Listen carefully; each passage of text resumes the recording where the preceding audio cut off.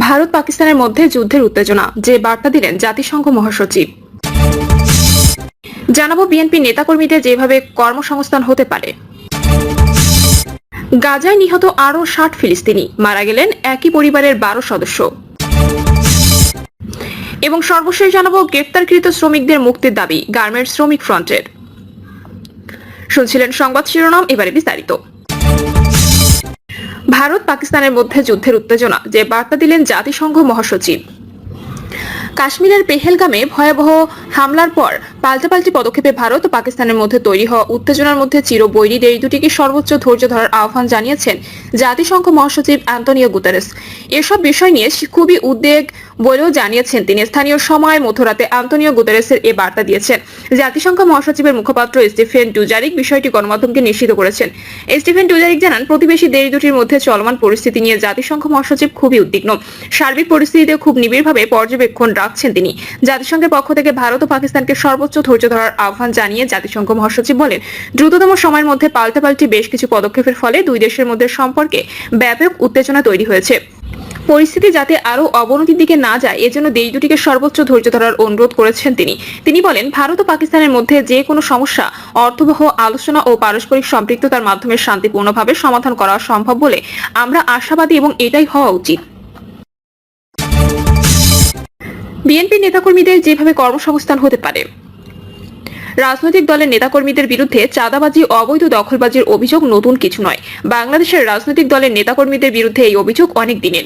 এসব কাজে কোনো দলের নেতাকর্মী কম জড়ায়, কোনো দলের বেশি জড়ায়। কোনো দলের নেতাকর্মী প্রকাশ্যে এবং জোর জবরদস্তি করে, কোনো দলের নেতাকর্মী গোপনে করে। রাজনৈতিক দলগুলোর মধ্যে পালাক্রমে বড় দুই দল বিএনপি ও সদ্য পতিত আওয়ামী লীগ ক্ষমতায় এসেছে। ফলে যে দল যখন ক্ষমতায় এসেছে সে দলের এক শ্রেণীর নেতাকর্মীর বিরুদ্ধে এই অভিযোগ উঠেছে। ফ্যাসিস্ট দল আওয়ামী লীগের 1.5 দশকের শাসনামলে তার নেতাকর্মী চাঁদাবাজি, অবৈধ দখলের মহোৎসব চলেছে। সাধারণ মানুষের জীবন অতিষ্ঠ করে তুলেছিল তারা। এর সাথে পুলিশের একটি শ্রেণীও জড়িয়ে পড়েছিল। আওয়ামী লীগ এর কোনো প্রতিকার করেনি, বরং প্রশ্রয় দিয়েছে। তার ভাবখানা এমন ছিল, দেশ আমাদের, আমরাই লুটেপুটে খাবো, কার কি বলার আছে। ফলে দলটির ইউনিয়ন পর্যায়ের অনেক নেতাকর্মী যারা একসময় ছেঁড়া স্যান্ডেল ও ময়লা জামা কাপড় পরতো, তারা কয়েক বছরের মধ্যে কোটিপতি হয়ে গেছে। ফ্যাসিস্ট হাসিনাও পতনের কয়েক মাস আগে সংবাদ সম্মেলনে বলেছিলেন তার অফিসের পিয়নও 400 কোটি টাকার মালিক হয়ে গেছে। এ থেকে বোঝা যায় তার শাসনামলে কি হারে লুটপাট, চাঁদাবাজি ও অবৈধ দখলদারিত্ব হয়েছে। গণভ্যুত্থানে তার পতন ও পালিয়ে যাওয়ার পর এখন অভিযোগ উঠেছে বিএনপির এক শ্রেণীর নেতাকর্মীর বিরুদ্ধে। এ নিয়ে দলটি কম সমালোচনার মুখোমুখি হচ্ছে না, সোশ্যাল মিডিয়ায় তুলে ধরা হচ্ছে। দলের হাইকমান্ড থেকে বারবার কড়া বার্তা দেয়া এবং অনেককে বহিষ্কার করেও নিবৃত্ত করা যাচ্ছে না। অবশ্য বিএনপি নেতাকর্মীদের অভিযোগ, বিএনপির বদনাম করার জন্য প্রতিপক্ষ এসব অপপ্রচার চালাচ্ছে। তারা জামায়াতকে ইঙ্গিত করে বলেন, তারা তো ব্যাংক দখল করে ফেলেছে, বিভিন্ন মন্ত্রণালয়ে নিজের লোকজন বসিয়ে আধিপত্য বিস্তার করেছে, হাদিয়ার নামে রশি দিয়ে চাঁদাবাজি করছে। এগুলো নিয়ে কেউ কোনো কথা বলে না, কেবল আমাদের দোষটাই দেখে। বিএনপির এক শ্রেণীর নেতাকর্মী যে চাঁদাবাজি ও অবৈধ দখলে যুক্ত তা অস্বীকার করার উপায় নেই। অবশ্য আমাদের দেশে সুদীর্ঘকালে যে রাজনৈতিক অপসংস্কৃতি চলে আসছে, এটা তারই কন্টিনিউটি বা ধারাবাহিকতা বলা যেতে পারে। এ থেকে বের হওয়ার কোনো উদ্যোগ বা পথ কোনো দলই নেয়নি। তাদের মধ্যে এই প্রবণতা বিদ্যমান। এটা ক্ষমতাসীন দলের নেতাকর্মীদের কর্মসংস্থান অধিকার। ফুটপাত, রাস্তাঘাট, বাজার, market, bus terminal, launch terminal ইত্যাদি স্থানে তারা চাঁদাবাজি ও অবৈধ দখল করে জীবিকা নির্বাহ করে। এতে কোনো বিনিয়োগ লাগে না। ক্ষমতার জোর ও অন্যের বিনিয়োগই তাদের পুঁজি। তারা শুধু সারাদিন ঘোরাঘুরি করবে, সন্ধ্যা হলে চাঁদার টাকা নিয়ে বাসায় ফিরবে, বড় লোক হবে। যারা চাঁদাবাজির শিকার হচ্ছে তাদের কি অবস্থা হচ্ছে, কি দুর্ভোগে দিন কাটে, তা নিয়ে তাদের কোনো মাথা ব্যথা নেই। ব্যবসা হোক বা না হোক, চাঁদা দিতেই হবে, তা না হলে ব্যবসা বন্ধ। যে চাঁদা দিতে পারবে সেই ব্যবসা করবে। এই চাঁদাবাজি ফুটপাত থেকে শুরু করে কর্পোরেট শিল্প পর্যন্ত বিস্তৃত। দল থেকেও তাদের প্রশ্রয় দেওয়া হয়। বেশি অভিযোগ উঠলে আদরের ধমক দিয়ে বলা হয় এসব করা যাবে না। ফ্যাসিস্ট শেখ হাসিনার সময় এমন আদরের ধমক অহরহ শোনা গেছে। কত সহজে তিনি বলেছিলেন তার পিয়নও 400 কোটি টাকার মালিক হয়ে গেছে। অথচ এত টাকার মালিক সে কিভাবে হলো তার তদন্তের ব্যবস্থা করেননি, বরং ওই পিয়ন দেশের বাইরে চলে যেতে সক্ষম হন। অধিকাংশ রাজনৈতিক দলের প্রচ্ছন্ন মনোভাব থাকে, নেতাকর্মীদের চাঁদাবাজি ও দখলদারিত্বের সুযোগ না দিলে দলে তাদের ধরে রাখা যাবে না, তারা চলবে কিভাবে। তাদের এই মানসিকতার কারণেই এসব অপকর্ম যুগের পর যুগ চলে আসছে। অথচ তারা দলের নেতাকর্মীদের কিভাবে কর্মসংস্থানের ব্যবস্থা করা যায়, বৈধ পথে আয়ের উৎস সৃষ্টি করা যায়, এ চিন্তা করে না। দলের মাঠ পর্যায়ের বা তৃণমূলের নেতাকর্মীদের কথা বাদ দেওয়া যাক, যাদের ব্যবসা বাণিজ্য আছে সচ্ছল, তাদেরকেও চাঁদাবাজি ও অবৈধ দখলদারিত্বে যুক্ত হতে দেখা যায়। এটাকে বলে উপরের লেভেলে চাঁদাবাজি ও দখলদারিত্ব। কিছুদিন আগে আমার এক আত্মীয় বলেছিলেন, 5ই আগস্ট হাসিনার পতনের পরপর একটি রাজনৈতিক দলের নেতা রাতারাতি একটি ভবনের 3টি ফ্ল্যাট দখল করে নিয়েছেন। ভবনের মালিককে দিয়ে ফ্ল্যাটের মালিকানা লিখিয়ে নিয়েছেন। ভাড়াটিয়াদের বলে দিয়েছেন এখন থেকে বাসা ভাড়া তাদের দিতে হবে। এমন নীরব এবং সড়ক চাঁদাবাজি বহাল রয়েছে। সম্প্রতি একটি নতুন রাজনৈতিক দলের বেশ কয়েকজন কেন্দ্রীয় নেতার বিরুদ্ধে চাঁদাবাজি, টেন্ডারবাজি, বদলি বাণিজ্য, কমিশন বাণিজ্যের অভিযোগ সামাজিক যোগাযোগ মাধ্যমে ভাইরাল হয়েছে। অভিযোগ উঠেছে দলটির গড়ে ওঠার সময় অর্থের সংস্থান করেছে পতিত শেখ হাসিনার অন্যতম দোসর একটি শিল্প গোষ্ঠী। এই প্রতিষ্ঠানের প্রতিষ্ঠাতা, যে কিনা হাসিনার পতনের কয়েকদিন আগেও ব্যবসায়ীদের সম্মেলনে বলেছিলেন, মরণের পরও আমরা শেখ হাসিনার সাথে আছি।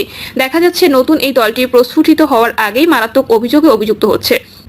তাহলে তারা দেশে যে নতুন বন্দোবস্ত চায় তা কি করে হবে? তারা কি নৈতিকভাবে আর এই দাবি করতে পারে? তাদের বিরুদ্ধে যেসব অভিযোগ উঠছে, দেখা যাচ্ছে তারা সেই পুরনো বন্দোবস্তকে আঁকড়ে ধরেছে। তাহলে পরিবার, সমাজ ও রাষ্ট্রের ইতিবাচক পরিবর্তন হবে কিভাবে? বিষয়টি তো জনমনে এও পারসেপশন সৃষ্টি করেছে, যে যায় লঙ্কায় সে হয় রাবণ। চাঁদাবাজি, অবৈধ দখলদারিত্ব, মানুষের সাথে ক্ষমতার দাপট দেখানোর বিষয়গুলো রাজনীতি থেকে চিরতরে বন্ধ করা এখন সময়ের দাবি। বর্তমান হাইটেক প্রজন্ম এগুলো পছন্দ করে না। তাদের জগৎ একেবারে আলাদা। তারা উন্নত জীবনের স্বপ্ন দেখে। এর স্বপ্নের মাঝে যদি তাদের সামনে রাজনৈতিক দলের নেতাকর্মীদের অপকর্ম ভেসে আসে, তাহলে তাদের হতাশ হওয়া ও নিরাপত্তাহীনতা ভাবা স্বাভাবিক। বলা বাহুল্য, ফ্যাসিস্ট হাসিনার 1.5 দশকে পুরো দেশ পরিণত হয়েছিল এক অনিরাপদ জনপদে। সে সময় দেখেছি অনেক মেধাবী শিক্ষার্থীকে পড়াশোনার জন্য বিদেশে পাড়ি দিতে। মধ্যবিত্ত পরিবারের অনেক বাবা মা অনিচ্ছা থাকা সত্ত্বেও কষ্ট করে সন্তানকে বিদেশে পাঠিয়ে দিয়েছেন। এর মূল কারণই ছিল দেশের শিক্ষাঙ্গনে সদ্য নিষিদ্ধ ছাত্রলীগ হাসিনার প্রশ্রয়ে সন্ত্রাসীদের আখড়ায় পরিণত করেছিল, যেখানে শিক্ষার পরিবেশ বলতে কিছু ছিল না। সন্তানের ভবিষ্যতের কথা চিন্তা করে তখন অনেক বাবা মা তাদের বিদেশে পাঠিয়ে দিয়েছে। যেসব মেধাবী সন্তানের পরিবারের সামর্থ্য ছিল না, তারা এক ভয়ের পরিবেশে ভীতত্রস্ত হয়ে কোনো রকমে পড়াশোনা চালিয়ে গেছে। হাসিনার পতন ও পালিয়ে যাওয়ার পর দেশের মানুষ যেমন হাঁপ ছেড়ে বেঁচেছে, তেমনি তারা আশাবাদী হয়েছে যে দেশ পুরনো রাজনৈতিক অপসংস্কৃতি, দুঃশাসন, অত্যাচার, নিপীড়ন, নির্যাতন থেকে বের হয়ে আসবে। তবে যতই দিন যাচ্ছে রাজনৈতিক দলগুলোর কর্মকাণ্ড, কথাবার্তা, আচার আচরণে কেবল সেই পুরনো সংস্কৃতির ধারাবাহিকতা প্রকাশিত হচ্ছে। কোনো পরিবর্তন নেই। তারা দেশের মানুষকে আশ্বস্ত করছে না দেশ এক নতুন প্রেক্ষাপট ইতিবাচক ধারায় পরিবর্তিত হবে। বলছে না হাসিনার শাসনামলে ভেঙে দেওয়া পারিবারিক, সামাজিক ও ধর্মীয় মূল্যবোধ, রীতিনীতি, অনুশাসন প্রতিষ্ঠিত করে দেশকে একটি আধুনিক ও উন্নত দেশে পরিণত করা হবে। বিশ্বে দেশকে একটি মূল্যবান জায়গায় পরিণত করা হবে। বলছে না সিঙ্গাপুরের মতো ছোট্ট একটি দেশ, যেখানে তার নিজস্ব সম্পদ ও জমি খুবই সীমিত। এ দিয়েই তারা যেভাবে বিশ্বে গুরুত্বপূর্ণ দেশ হয়ে উঠেছে, সেখানে আমরা বিপুল জনশক্তি, মেধাবী প্রজন্ম ও প্রাকৃতিক সম্পদকে কাজে লাগিয়ে তার চেয়ে বেশি উন্নত দেশে পরিণত হব। স্বাধীনতার ঘোষক জিয়াউর রহমান তো এই পরিকল্পনা নিয়ে এগিয়ে যাচ্ছিলেন। তিনি দেশের মেধাবী তরুণ ও শিক্ষার্থীদের নিয়ে দেশের সম্পদের সাথে পরিচয় করিয়ে দিতে ঘুরে বেরিয়েছেন। তাদের দেশের কাজে লাগানোর উদ্যোগ নিয়েছিলেন। ভিন্ন মত ও পথের হলেও দেশের অভিভাবক হিসেবে তাদেরকে দেশ গঠনের কাজে দায়িত্ব দিয়েছিলেন। দেশকে আধুনিক ও উন্নত করার জন্য রাজনীতি এবং অর্থনীতি তৈরি তিনি মেধাবীদের টেনে এনেছিলেন। কৃষির উৎপাদন বৃদ্ধিতে সবুজ বিপ্লব কর্মসূচি নিয়েছিলেন। খালকাটা কর্মসূচিতে দেশের তরুণ সমাজকে কাজে লাগিয়েছেন। এর মাধ্যমে তিনি তরুণদের আত্মনির্ভরশীল হওয়ার দিক নির্দেশ দিয়েছিলেন। সে সময় তো চাঁদাবাজি, দখলবাজি ছিল না। তিনি কর্মসংস্থানের জন্য গার্মেন্ট খাত সৃষ্টি করেছেন। তরুণদের বিদেশে পাঠিয়ে তাদের জীবন বদল ও দেশের অর্থনীতিকে সবল করার জন্য জনশক্তি রপ্তানি শুরু করেছিলেন। আজ গার্মেন্ট ও জনশক্তি রপ্তানি দেশের অর্থনীতি ও কর্মসংস্থানের অন্যতম দুই স্তম্ভ।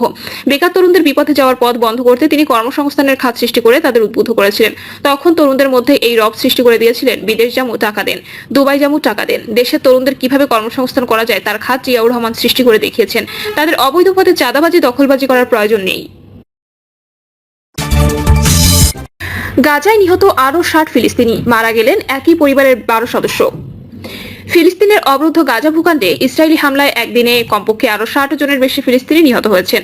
আহত হয়েছেন আরো 1.5 শতাধিক। এতে করে অবরুদ্ধ এই উপত্যকাটিতে নিহতের মোট সংখ্যা 51,350 ছাড়িয়ে গেছে। এদিকে গাজায় এই দিনের হামলায় একই পরিবারের 12 সদস্য নিহত হয়েছেন। এই তথ্য জানিয়েছে সংবাদ মাধ্যম আল জাজিরা। সংবাদ মাধ্যমটি বলছে, বৃহস্পতিবার ভোর থেকে গাজায় 60 জনেরও বেশি লোক নিহত হওয়ার খবর পাওয়া গেছে এবং গভীর রাত ও শুক্রবার ভোরেও ফিলিস্তিনি ভূখণ্ডে ইসরায়েলের হামলা চললে এবং এতে করে হতাহতের সংখ্যা বেড়েই চলেছে। ফিলিস্তিনি সিভিল ডিফেন্স এবং চিকিৎসকরা জানিয়েছেন, ইসরায়েলি হামলায় উত্তর গাজার জাবালিয়ায় একই পরিবারের 12 জন নিহত হয়েছেন। পৃথক প্রতিবেদনের বার্তা সংস্থা আনাদলু বলছে, গাজা উপত্যকায় 2023 সালের অক্টোবর থেকে ইসরায়েলের গণহত্যামূলক আগ্রাসনে ভূখণ্ডটিতে মোট মৃতের সংখ্যা বেড়ে 51,355 জনে পৌঁছেছে বলে গাজার স্বাস্থ্য মন্ত্রণালয় জানিয়েছে। মন্ত্রণালয়ের এক বিবৃতিতে বলা হয়েছে, ইসরায়েলি আক্রমণে আহত হওয়া আরও 152 জনকে গাজার বিভিন্ন হাসপাতালে নেওয়া হয়েছে। এর ফলে সংখ্যাতে শুরু থেকে আহতের সংখ্যা বেড়ে 1,17,248 জনে পৌঁছেছে। অনেক মানুষ এখনো ধ্বংসস্তূপের নিচে এবং রাস্তায় পড়ে থাকলে উদ্ধারকারীরা তাদের কাছে পৌঁছাতে পারেনি। প্রিয় দর্শক, এই ছিল এখনকার সর্বশেষ সংবাদ। আপডেট সব সংবাদ পেতে চ্যানেলটি সাবস্ক্রাইব করে বেল আইকনটি ক্লিক করে রাখুন।